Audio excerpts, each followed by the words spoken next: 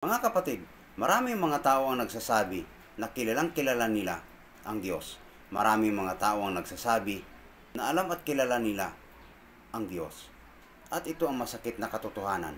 Maraming mga tao ang nagkukunwari na kunwari ay kilala nila ang Diyos. Maraming mga tao ang nagpapanggap na kilala nila ang Diyos. Ngunit ikinakaila sa pamamagitan ng kanilang mga gawa. Palibhasa sila'y malulupit at mga masuwayin. Mabasahin po natin sa may Tito 1 ang talata ay 16 at ito ang ating mababasa. Sila'y nagpapanggap na nakikilala nila ang Diyos, ngunit ikinakaila sa pamamagitan ng kanilang mga gawa.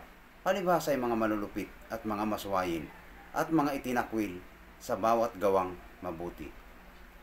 Napakaliwanag ang sinasabi sa banal na kasulatan, mga kapatid, na napakaraming mga tao ang nagkukunwari o nagpapanggap na nakikilala nila ang Diyos. Maraming mga tao ang nagsasabi na nakikilala nila ang Diyos. Ngunit ito'y hindi maipagkakaila sa pamamagitan ng kanilang mga gawa.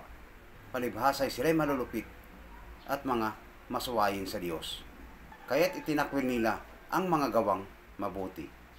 Kaya po mga kapatid, kung talagang nakikilala natin ang Diyos, ay nararapat na sumunod ka sa ipinag-uutos ng Diyos.